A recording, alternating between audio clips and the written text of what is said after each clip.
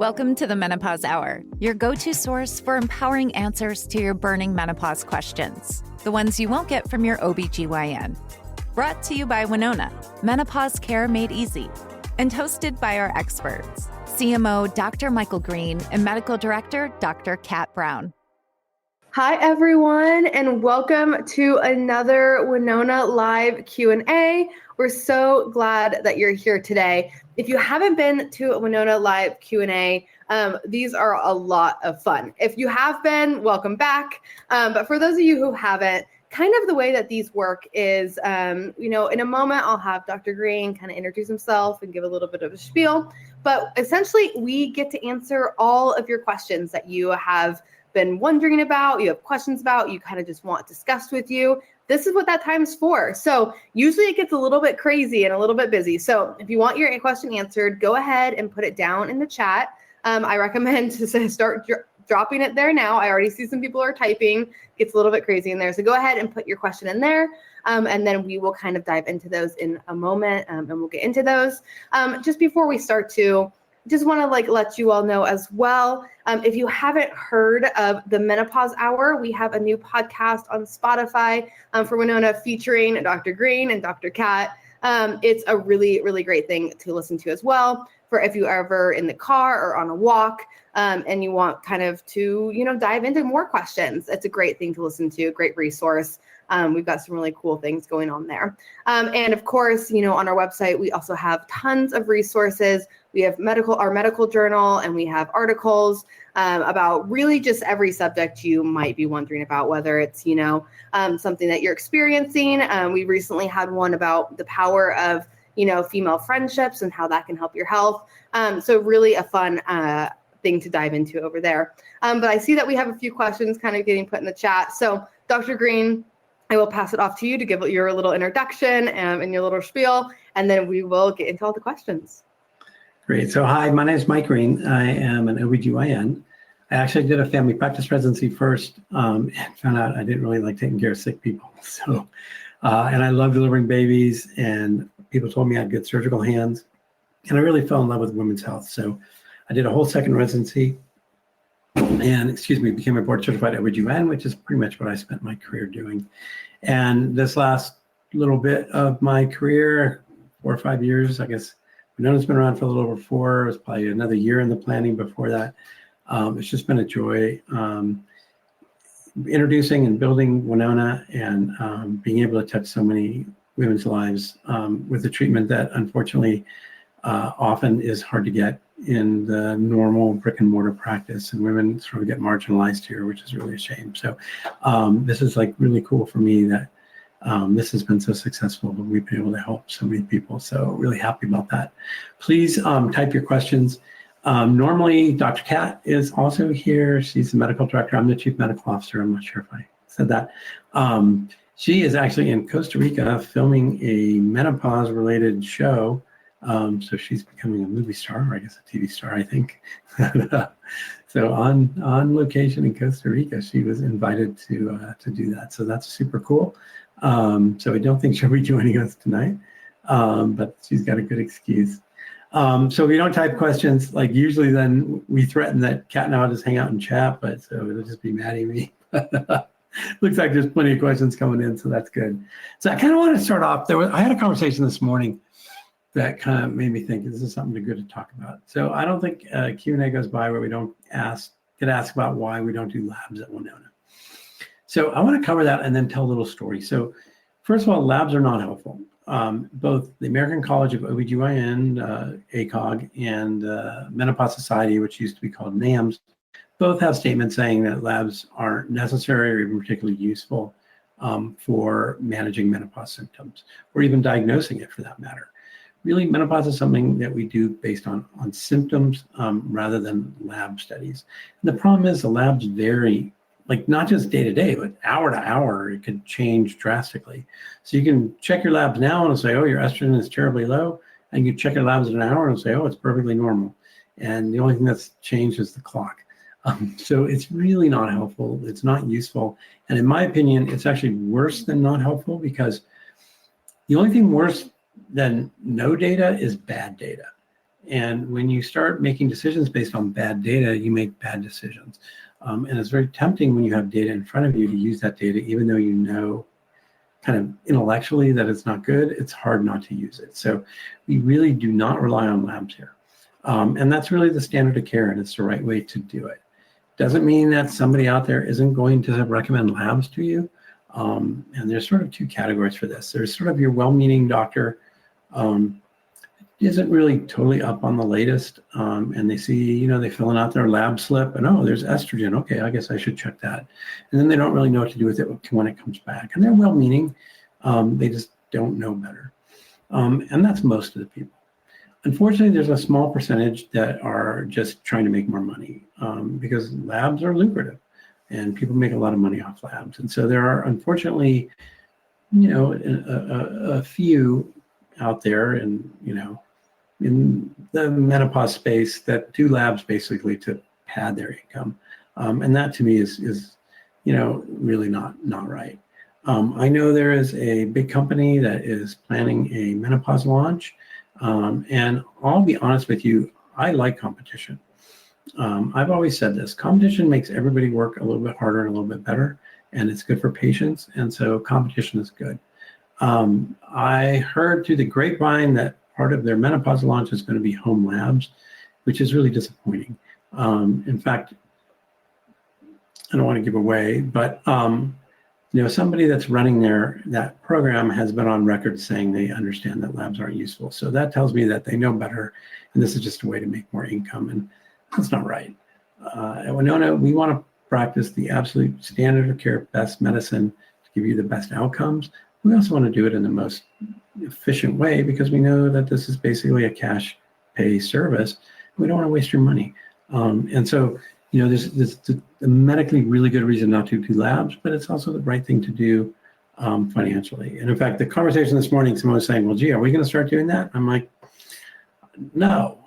Yeah, we can make more money, but it's not right. It's not good medicine, and I'm not going to practice bad medicine. So that's the lab thing. Somebody's going to come on late, and they're going to ask me that question anyway, and you guys can all snicker.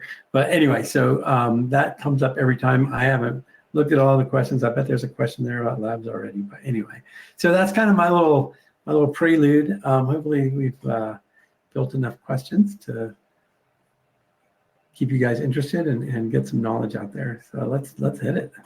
That we do. I was going to say we have a lot of questions already, so we should dive into those. But yeah, thank you, Dr. Green. I think that's a really good word as well, and that's something I've really appreciated about Winona too. Is just really like how much they care, for patients and kind of what that looks like. And so I think that's always great to hear. I think a doctor saying and putting patients first, I feel like is such a good thing.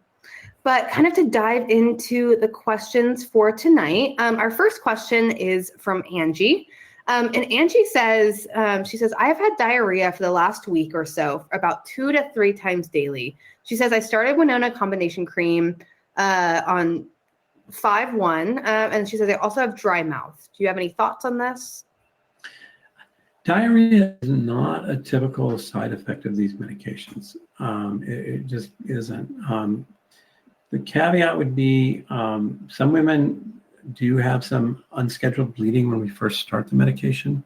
That's fairly common, and that can cause some cramping of the uterus, which can stimulate the colon because the intestines sit right on the uterus. So that's the one time you can sometimes see diarrhea. But if you're not bleeding, I don't think it's related. You probably ate something or have a little stomach bug or some million other reasons for diarrhea. It's probably not from HRT, even though I understand there's this sort of timing thing that it kind of makes sense, but it's not a typical thing that we see. The dry mouth is most likely from dehydration from the diarrhea, because that's one of the things that diarrhea does is cause dehydration. So I would guess that they're linked. Dry mouth is also not a common side effect of HRT. So I think you probably got a little bug going or you ate something. But I don't know if you traveled recently, but don't drink the water, right? But I don't think it's from the hormones. And our next question comes from Julia. And Julia says, what's the best way to take progesterone, estrogen, and testosterone at the same time? So progesterone is for most people, it tends to make them sleepy. And so we typically recommend taking progesterone at night. Every once in a while, you get somebody who gets the opposite effect, it's activating instead of sedating. And so if you find that you're taking progesterone at night and you're like, bing, wide awake, like you just drank a cup of coffee, take it in the morning. Even more rare, but it does happen. Sometimes progesterone can cause crazy dreams that aren't pleasant. And so if that happens, take it in the morning, that solves it too. But for the vast majority of people, you want to take progesterone at night. Estrogen, we also typically recommend taking at night, again, to help with the sleep benefit, because a lot of times hot flashes, night sweats can interrupt sleep. And so that's another, sleep issues are very common issues in the menopause transition. And a lot of it has to do with, these night sweats and hot flashes that people get, or from frequent, getting up to go to the bathroom, and estrogen can help with that too. So taking it at night tends to help a little bit more with the sleep issues. So you kind of get a little extra out of that. We don't offer testosterone, we offer DHEA. So if that's what we're referring to, for most people, it's not so important when you take the DHEA. And so I tell people to take it when it's easiest to remember. For some people, they find taking DHEA in the morning gives them a little boost of energy and can be helpful that way. It's totally acceptable to experiment and see what your body does, because everybody is a little bit different. So you could try taking them at different times of the day and see what works best for you. The most important thing is to remember to take it every day, whatever time of day that is. Some of it is whatever's going to work best for your routine is also another important thing. And our next question is from Deborah. And Deborah says, I just started using the cream. She says, I've only been doing one pump. Is this still going to work? She says, or do I need to do the 2 pumps? I'm a little bit nervous. People have been telling me that the cancer rate is high with the cream. So I love to barbecue and cook. In fact, I just got a new gravity smoker, which I'm super excited about. But so I go on these threads, particularly on Reddit, where people share recipes and stuff. And it's always funny because someone will put a recipe out, and then someone will talk about how they change it, and that recipe's no good. And it's like, well, you didn't try the recipe, right? So you really ought to take the medication as prescribed. I would highly recommend using the 2 pumps the way it's prescribed. Number one, depending on what dose you are on, there can be safety issues with taking 1 pump instead of 2. So there's a reason for all this stuff, and it's really designed for 2 pumps. So I would highly encourage you to do 2 pumps. It's really, every now and then people have side effects or there's some issue, and we'll tell them, okay, use 1 pump for a little while, and then we'll go get you back to either 2 pumps or a lower dose that's intended for use. There was something about cancer that you threw in there at the end, right? She said that people have been telling her the cancer rate is high with the cream. Not from Winona, they haven't, because it's absolutely not true.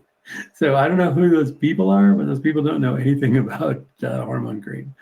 The risk of cancer with combination HRT, well, let me back up a bit. What's the goal out of life? I mean, there's lots of goals, but as far as health, you want to live the longest, healthiest life you can. And so eventually we're all going to die. I hate to say it, but there's like one thing in the world that everybody can agree on, and that's that everybody has to die at least once, right? So, something's going to get you eventually. The idea is to put that off as long as possible and live as healthy as possible. If you look at women that start hormone replacement therapy that are appropriate candidates for it, and you compare them to women that never use hormone replacement therapy, the women that use HRT live longer, healthier lives than women that don't. So that is, your risk of dying from all causes is less with HRT than without it. So that's the big picture. I'm a big picture guy. And to me, that's the most important thing. This is going to help you live a longer, healthier life. And that's really important. Does that mean it's going to make you impervious, turn you into a Superman? No, you could get hit by a truck tomorrow. Who knows? Okay, hopefully not. There could be an earthquake in the middle of this thing, and but the HRT on average is going to help you live a longer, healthier life. So that's the important thing to keep in mind.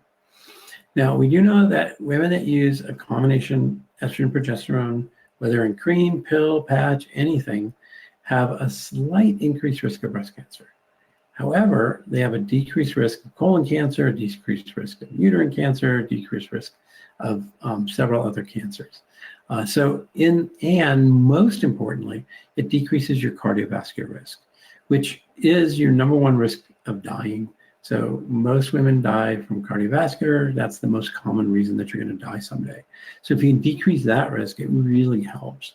So there may be a slight increased risk of breast cancer, but that is really overwhelmed by the decreased risk of everything else.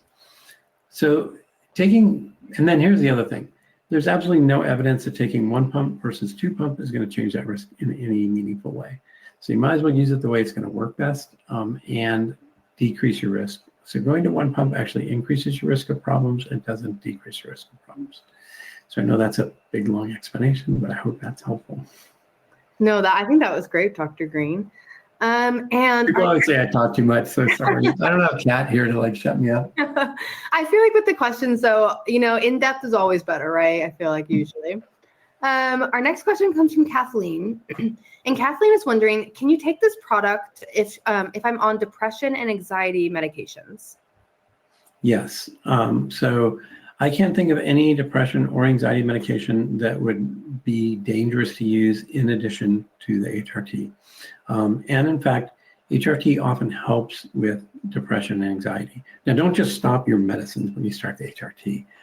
But for a lot of patients, after they're on HRT for a while, they can go back to their doctor that's prescribing these medicines and often cut back or stop some of the medicines, which is great. So it is safe to take. Like I said, I can't think of any antidepressant or anxiety medicine that it wouldn't be safe to take with. So yeah, those are safe. Fortunately, there's very few medicines that aren't safe to use with HRT. Absolutely. And our next question comes from Lisa. And Lisa's wondering, how do I know if I'm taking the right dose if some of my symptoms are better, but others aren't? So my definition of the correct dose is that dose which relieves all your symptoms without causing side effects. So it sounds like you could maybe tweak your dose a little bit.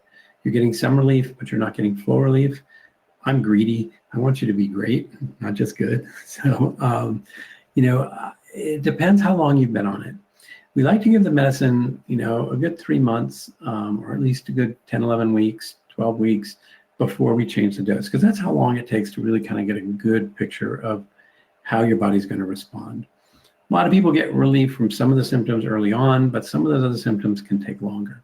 So if you're past that mark, I would message your doctor and talk to him about the symptoms that are better and the symptoms that could still use help, and they can help adjust your dose in the right way, depending on which symptoms you are. We tweak it different ways to try to really fine tune this for you.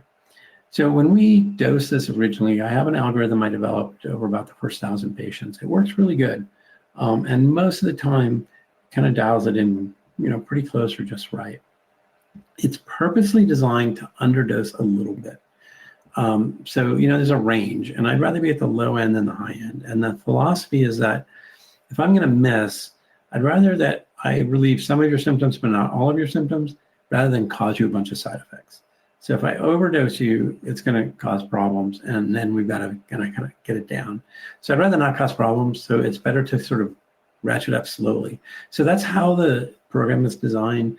It's designed to get it mostly right, and for most patients, it's good from the beginning. But if it's not, then hopefully, and most of the time, it's just adding on a little bit rather than taking away. But sometimes, every now and then, somebody's super sensitive to the medicine, and we do overdo it a little bit. But that doesn't happen very often. And our next question is from Paula. And Paula says, which part, if any, of the therapy is causing weight gain? She says, and I've been gaining a little bit of weight, and can I expect it to go away? She says, I'm about 3 weeks in, and I'm on Zepbound, and it's very disheartening, and it's making me want to stop. So 3 weeks in, it's probably water retention. Long term, for most women, these medications make it easier to lose weight. And by the way, there's really emerging data that GLP-1 medications such as Zepbound and HRT work synergistically together for weight loss better than either one alone. So you're on a great combination. I wouldn't make any judgments based on the first 3 weeks of the medicine, especially with weight gain. It's probably water retention, which is fairly common, and that tends to go away with time. It can take a little while.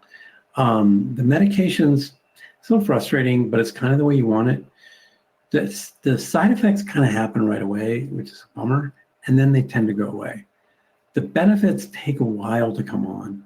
So like in your case, you've been on it 3 weeks, you probably aren't getting that much benefit. Now you've got some weight gain, which is getting, it's probably temporary in water. It's frustrating because you're all excited. You're, oh, I'm going to feel so much better. And you start the medicine and like you don't feel better and you're having side effects. That's a drag. But those side effects tend to go away and then the benefits kick in. It's kind of the way the medications work. So if you hang in there, I think you're going to find that weight to go away. The Zepbound also is going to make the weight fall away. And in the long term, you're going to find really good success would be my prediction. So hang in there. It's relief's coming. And our next question tonight is from Linda. And Linda says, should a woman consider surgery if menopause continues for over several years? We don't do surgery for menopause. So I'm not sure what surgery you're thinking about. But for menopause symptoms, there really isn't a surgery that helps. So no, if menopause symptoms are continuing, it means we need to, start you on HRT if you haven't started yet, or, fix your dose so that we can get those symptoms under control. But there really isn't a surgery that's going to help with that. There's a few exceptions. I guess let me throw a caveat in there. Mm-hmm. If your symptom is vaginal prolapse or urinary leaking, there are surgeries that can help with that. And HRT it's kind of the first line treatment for those things. And for mild to moderate symptoms, it can work quite well. But sometimes it's just so advanced that you do need surgery for those two things. So it depends on which menopause symptom you're talking about. Absolutely. And our next question is from Sandra. And Sandra's wondering, should a woman start HRT even before having clear menopause symptoms? Well, the operative word there is clear. So the classic menopause symptoms, the hot flashes and the night sweats and the mood swings, sometimes are a little bit late to the game. And menopause symptoms often start much more subtle. A little bit of brain fog, maybe some sleep disturbances, you're starting to get a little belly you didn't get, things like that aren't like necessarily totally obvious. And that's a great time to start HRT. And some women never get hot flashes or night sweats or the other classic things, or they develop later. So you don't have to wait until you're like miserable.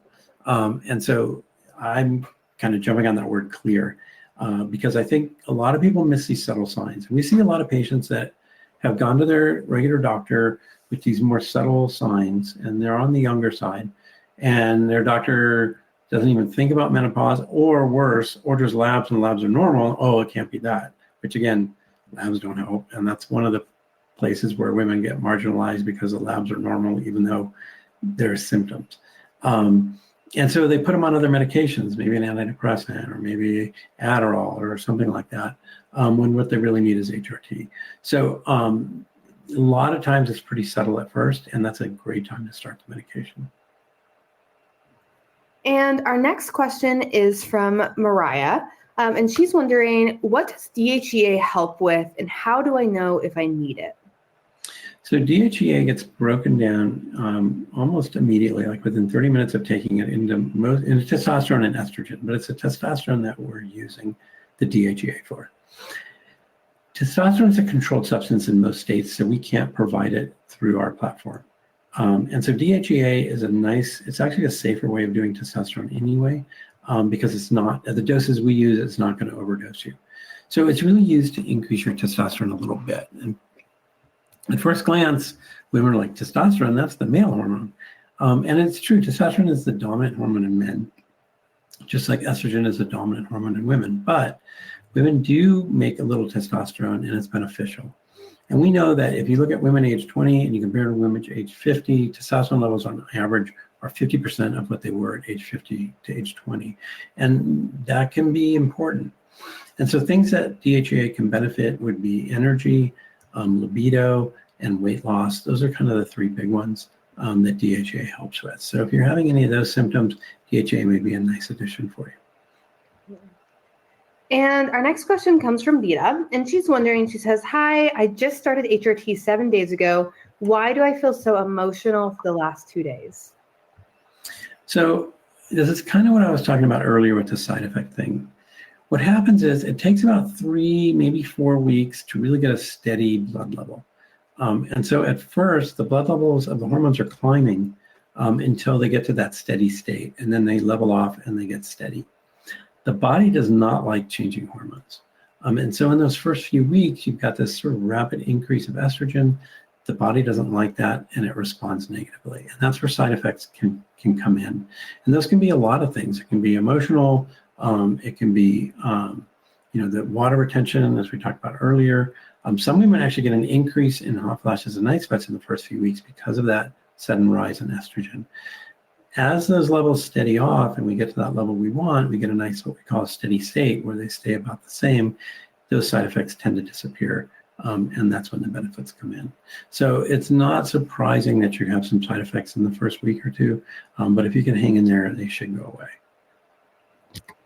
And our next question is, she says, my primary doctor refuses to put me on HRT medications as she believes I will develop cancer. Should I be worried for the long-term effects of using HRT? And I know you answered this one a little bit already, Dr. Green, but it's a common one that we get sometimes. No, and I want to answer a different part of this question. And the sort of underlying question is, why is my primary doctor telling me this and you're telling me something completely different? Which is a totally reasonable question. And it's frustrating when you're dealing with two different, healthcare professionals, and they're telling you opposite things. So who do I believe? So let me kind of give a little history to explain part of the problem. So I'm old. I've been doing this for over 30 years. So when I first got out of residency, we were giving hormones to everybody. Like, we were starting 80-year-olds on hormones. We thought they were like vitamins, and we thought it should be in the water. Like, everyone should be on HRT. And at the time, the best available data told us that. What happened was in 2003, 2004, something like that. Anyway, a couple years out of practice, this Women's Health Initiative study came out. And it was the biggest study ever done on hormone replacement therapy. Unfortunately, they didn't just release the study. They released little excerpts of it and, the media outlets. And so you got these crazy headlines where people didn't even have the whole study to look at. It was doctors are killing patients with HRT and all this stuff. And it scared everybody to death. I remember the day that hit, because the phone was ringing off the hook at the office, and all these women were stopping their HRT, and then they were just miserable. It was a bummer. When the study was finally published and everybody was able to really dig into it, what it really said was, hey, HRT needs to be used properly. It's a medicine, it's not a vitamin. No, we should not be putting this in the water. We need to be careful about who we prescribe it to. But if we prescribe it appropriately, it's really safe and really beneficial. No, you should not be starting an 80-year-old on HRT. And so we learned that. But by that time, the damage was done and everybody was just scared to death, and nobody would use HRT after that. That lasted for a long time, 10, 15 years. And so doctors that were in training, what we call residency, were not being trained on HRT, because basically it was like, look, you got a lot to learn and nobody's ever going to use this stuff. So there's no point teaching you how to use it. And so there's sort of this whole generation of doctors that were trained based on this bad information, or not trained at all on HRT. And so there's this big hole in knowledge.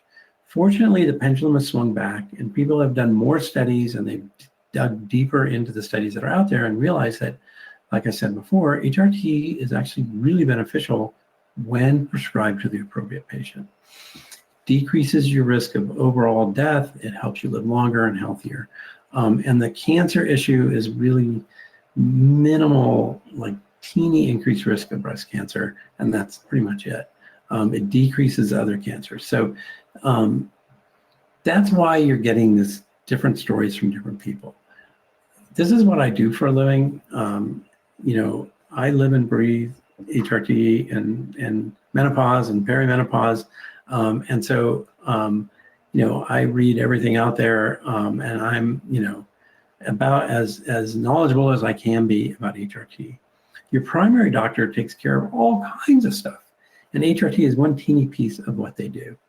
Look, don't take my advice about your blood pressure medicine or your seizure medicine or anything else, really. Okay, but when it comes to HRT, that's what I do. So I don't want my plumber doing my electrical work and vice versa.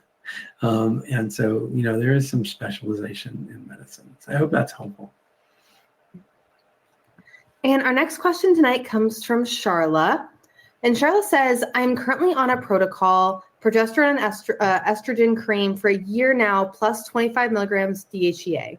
She says, at first I felt good, boosted mood, libido. After about 6 months, my anxiety, mood, and heart palpitations are unbearable a week before my cycle.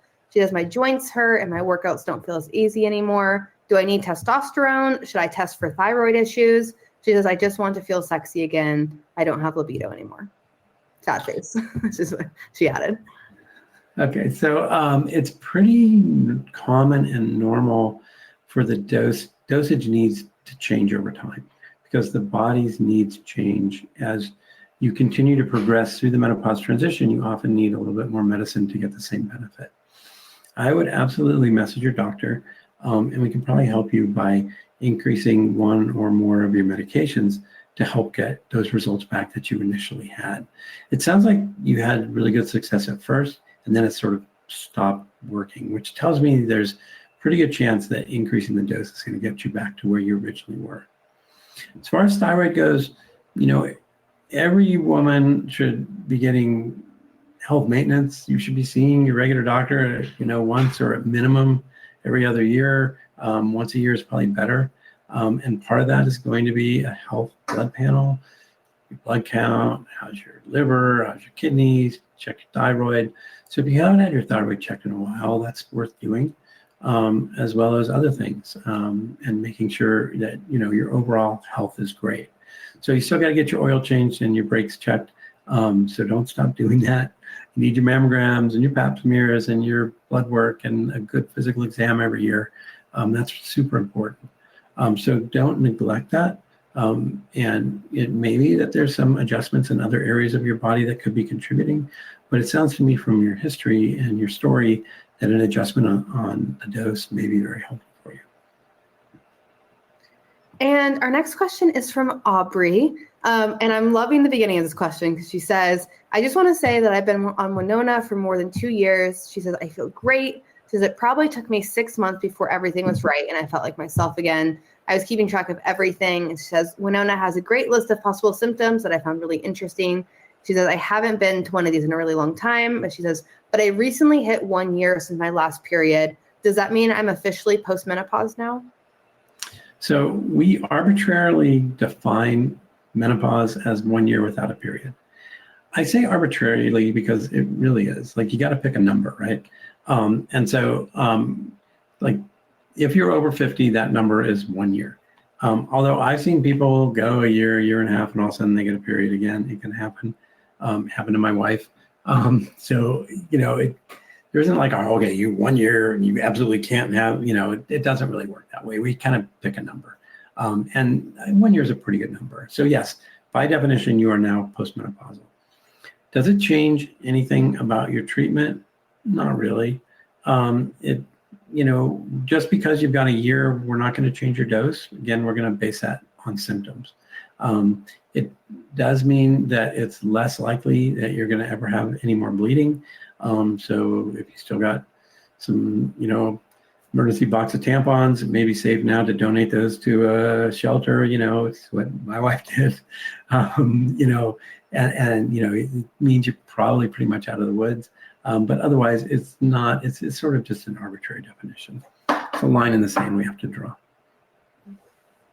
And our next question is, what symptoms are enough to justify HRT? She says, I am 47 and still have regular cycles, just shorter. But for the last 6 to 8 months, I have vaginal dryness, and I can't possibly eat less, but I still can't lose weight. And she says, no hot flashes or insomnia, though. She says, is it still justified? Also, how safe is it to take for over 12 or 15 years? So the first part is a judgment call, and ultimately it's your judgment. So it kind of depends, on how bothersome the symptoms are that you're having. And that's really individual. Some women will have the same symptoms, and for one, it's like, it's no big deal, and for other, it's driving them crazy. So if these are symptoms that's obnoxious or annoying, it may be worth treating. Stuff costs money, so there's an investment, and there's a hassle factor because you have to use it, and so those are some things to consider. You don't want the medicine to be worse than the problem, right? So if the symptoms are a little annoying and it's worth it to you, spend a little bit of money and do the treatment, and remember to do something every day or every couple of days or whatever you end up being on, then I think that justifies treatment right there. If it's like, yeah, it's there, but it doesn't really bother me, and dealing with medicine seems annoying, then it may not be time yet. So that's a judgment call that no one really can make for you but yourself. It's, you got to kind of count the costs and make sure the benefits are going to be worth it. The second part was a risk question. I forgot exactly how it was worded. Sorry. Yeah, the second part was, she was wondering, how safe is this to take for over 12 or 15 years? Yeah, great question. And the answer is that we used to say use the least amount for the shortest amount of time, and that has kind of gone away. And the new thinking really is that for a lot of people, this is good to be on for long periods of time. And there are a lot of women, and I'll tell you what, a lot of female OBGYNs in particular, that are planning on being on this forever. I know Kat would tell you right now, you can pry this out of my cold dead hands, because I've heard her say that on other Q&As. So it's safe to take as long as it's helpful. And there's actually some health benefits to being on it long term, particularly the cardiovascular benefits, decreased risk of osteoporosis, decreased risk of certain cancers. So it's now the new thinking is that it's considered safe to be on it as long as it's beneficial for you. And it goes back to the first part of that question, what is beneficial? And everybody has to make that decision for themselves. Like, how much is it helping you, and is it worth the hassle factor and the cost of using it? And again, that's a very individual decision.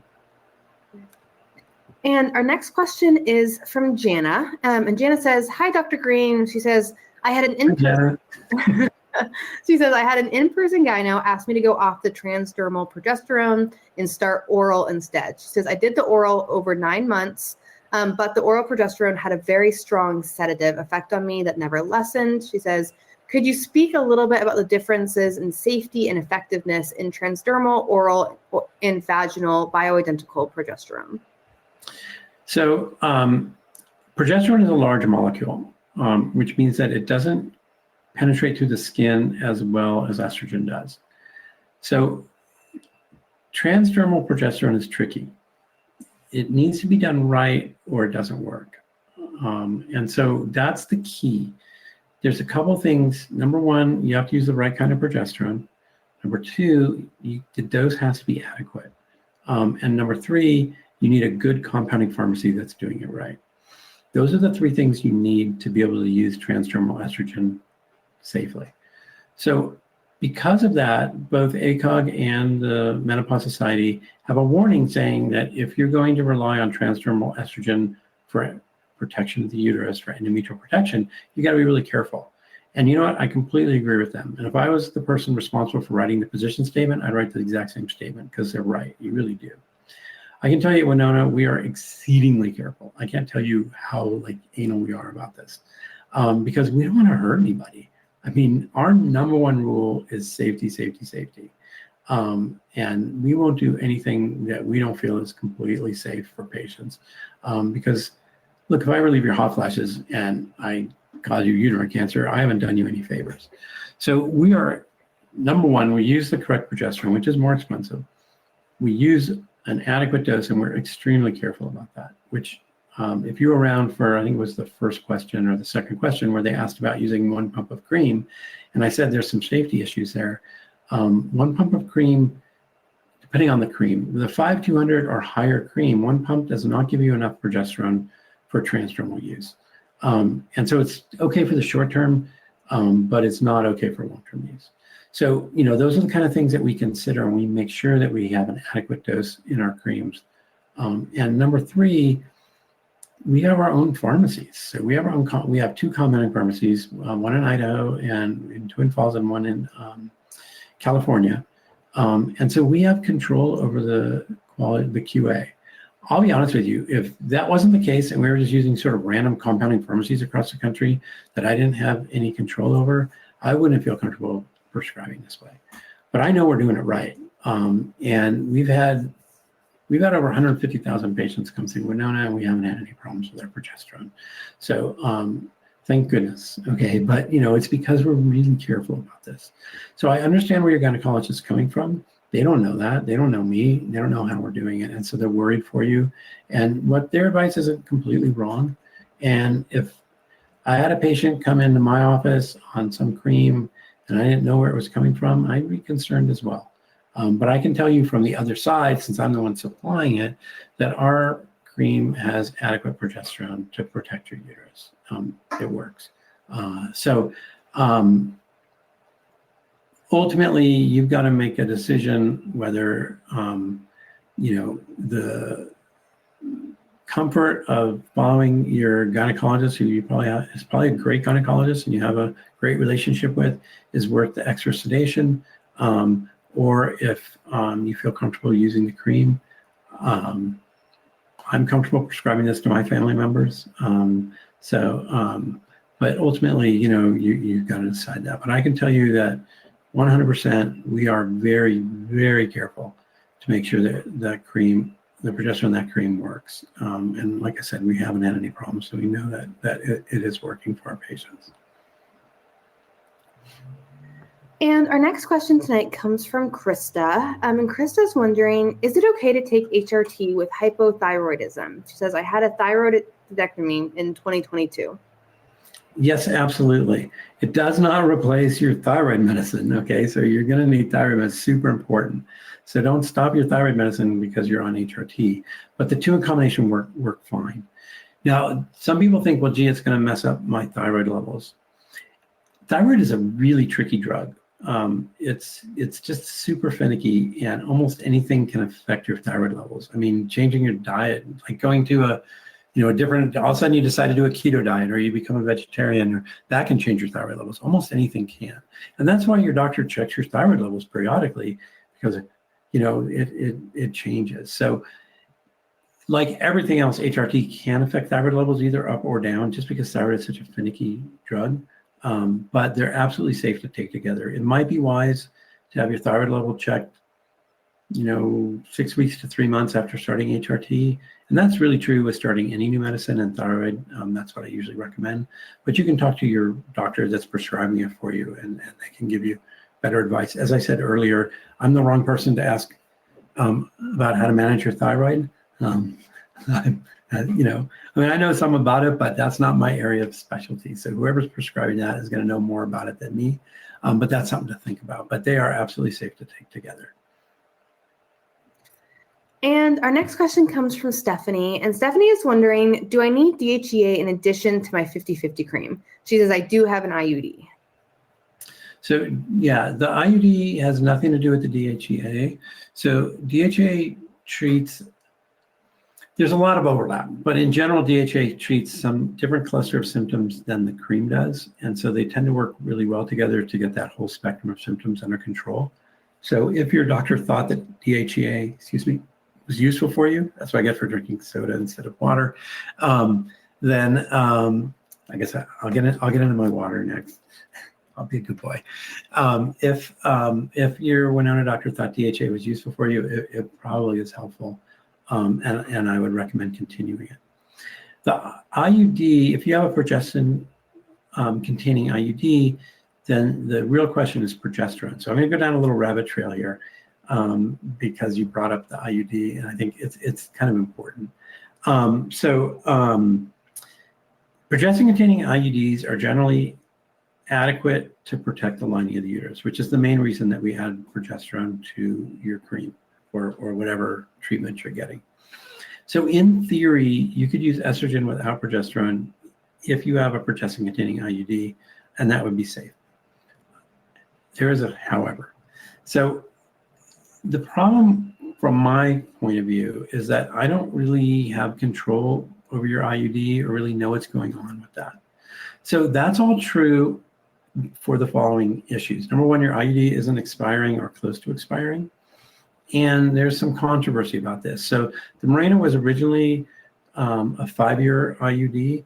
That's the most common one people have. They did studies to show that it gives contraceptive benefit to 7 years. And so they were able to extend the life of that to 7 years. We know for 5 years, it provides protection for the lining of the uterus. We don't really know for sure if pushing it out to 7 years does. So I become uncomfortable after 5 years relying on the IUD for protection, just because I don't know that there's strong data for that.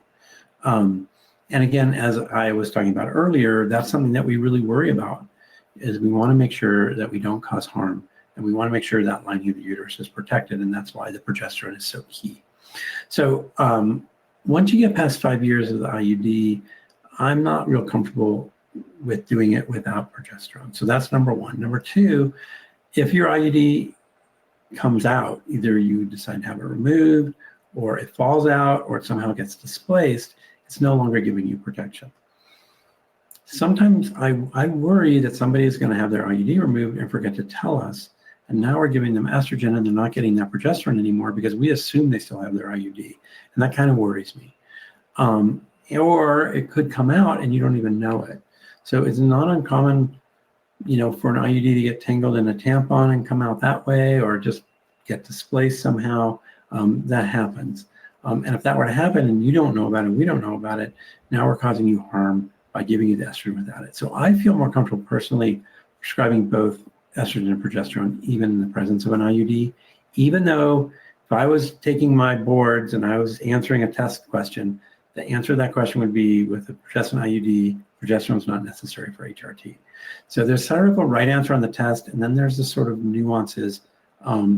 And again, because safety is my number one important thing, the safest thing is to add progesterone even in the presence of progesterone IUD. I know that's a big rabbit trail and a lot, not really what you asked, but throw it out there anyway because I think it's important.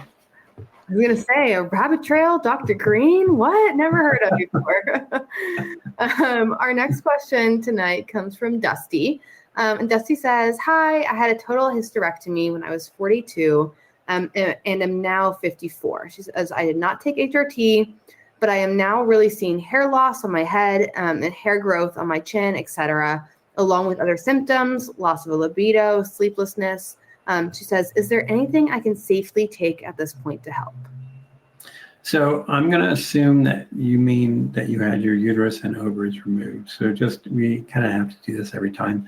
But it's unfortunate, but when lay people talk about total hysterectomy, it's different than when doctors talk about total hysterectomy. So hysterectomy is removal of the uterus. Total hysterectomy or complete hysterectomy is removal of the uterus and cervix. But most lay people, when they say total hysterectomy, they mean uterus and ovaries. So I'm going to answer this question assuming that's what you mean, because that's usually what people mean, even though technically it's like if I was talking to another doctor, it's not what I would say. So forgive me for that. But so if you've had both your ovaries out and it's been more than 10 years and you haven't been on HRT, it's really not very safe to start HRT at this point, unfortunately, which I hate to tell you that because it's a bummer. There are other medications that can help.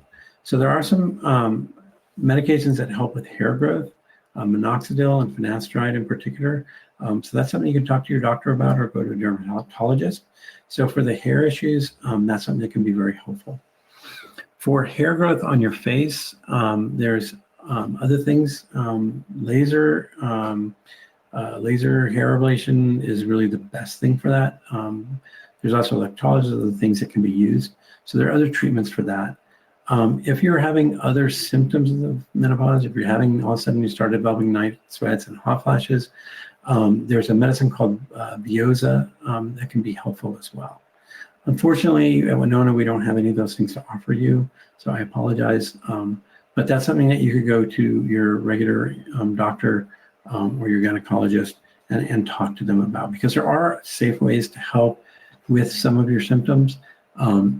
But it's kind of, you got to go after each symptom with different medicine rather than kind of, one ring to rule them all, just one medicine. So unfortunately, you're kind of farther out than you really should safely start HRT. And that's kind of back to my original monologue when I was saying that one of the things we learned from that study is that we have to be careful who we prescribe HRT to and make sure that we do it safely. And that was one of the things that we learned is that if you've been 10 years postmenopausal, whether that's through natural menopause or surgical menopause, or you're 60 or over, you really shouldn't be starting HRT for the first time. And it looks like our next question tonight comes from Lisa. And Lisa says, I started Winona in March. I was still having heavy periods. In the last 2 months, my periods were barely spotting. She says, yay. She says, but now how do I know when I'm actually in menopause? So the funny thing is HRT doesn't really usually do much for periods. It sometimes makes them a little lighter, but HRT is not going to make your periods go away prematurely, even though we're using it continuously. It shouldn't make your periods irregular. So you're going to stop having periods one day, and when you hit 1 year, you can say, I'm in menopause. Now, as I kind of alluded to before, honestly, it's not that important. It doesn't affect the way we manage your symptoms. So whether you're premenopause, postmenopause, we treat you based on your symptoms on your periods. People like to know, and so you are still your period's eventually going to stop, even with or without the HRT. It's not really going to change that. So you'll be able to mark that on, this is the day I turned postmenopausal, but it really doesn't affect your treatment. And our next question is from Rose. And Rose says, is it worth it if I can't tolerate estrogen and just take DHEA and progesterone? So maybe. Progesterone by itself can help a little bit. It doesn't help that much. And it's the progesterone. This is a surprise. Most people have this backwards. It's the progesterone, not the estrogen, that gives you that small increased cancer risk.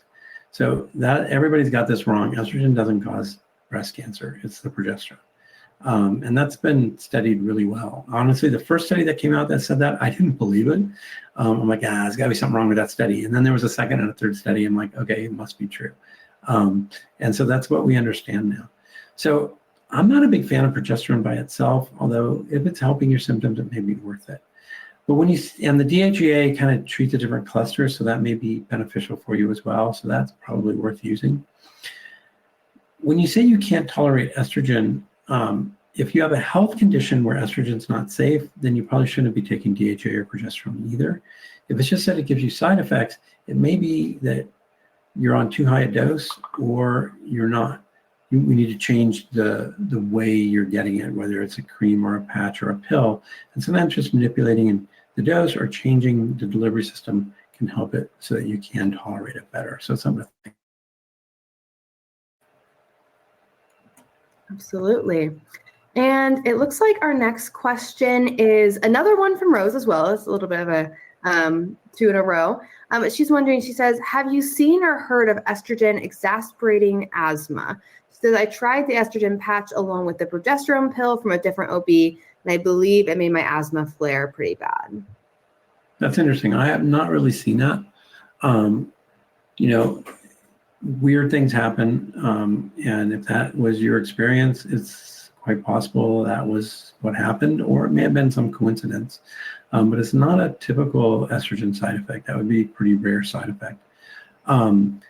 Excuse me. And it may be the dose was too high, or maybe changing delivery systems might be beneficial for you. Absolutely. And it looks like we have about time for one more question. And there's an interesting one I think would be interesting to hear about. We have a question from Nikki. And Nikki says, I've seen lots of the news on nicotine helping menopause lately.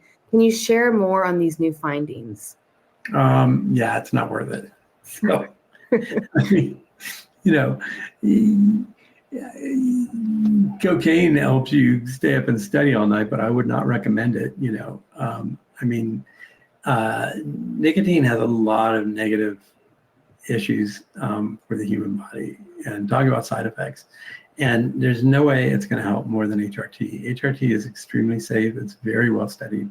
We know that it increases longevity and quality of life. So,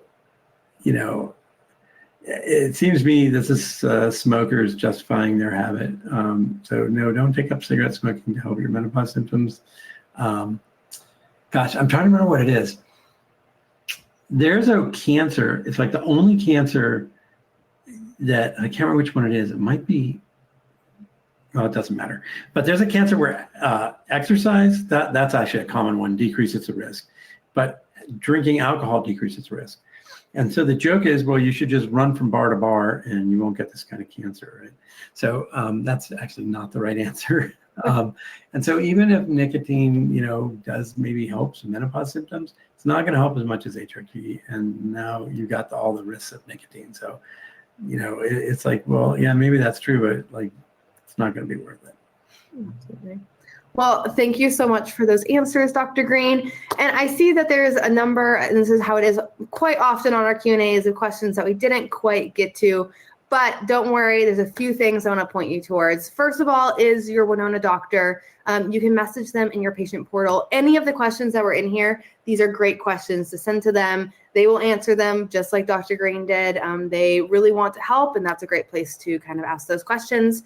Other resources are we have live Q&As like this pretty often, and we also have doctor dialogues. Those happen 2 to 3 times a month. So we really hope that you'll join us for the next one, and hopefully we can get to your question then. Again, also I mentioned the menopause hour earlier on Spotify. A lot of them have answers to your questions just like this, and you can kind of dive in and take charge of your menopause journey as well by listening to that. And then, of course, go ahead and explore any of our medical journals on bywinona.com. We have lots of articles in there just on different symptoms, on what those can mean, and it might be that your answer is in there somewhere.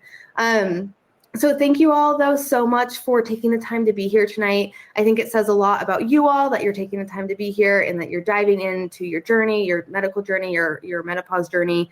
It's so great always to see so many people here. And thank you, Dr. Green, so much for giving your time and your answers. I know that everyone always loves that, and I think it's super wonderful just for our audience and all the Winona patients as well to kind of get a little bit of your time and get to kind of ask their questions and everything. So thank you, everyone, for being here. We hope that we'll catch you at the next live Q&A. And until then, I hope that everyone has a great rest of their night or afternoon, depending on where you might be in the US. But we'll catch you all next time.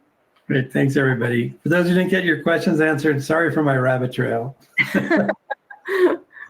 I'll see you next time. Thank you for joining the Menopause Hour, brought to you by Winona. Menopause care made easy. To learn more, find Winona at bywinona.com and on Instagram at bywinona. Want to have your questions answered next? Register for our upcoming live Q&A, linked in the show notes.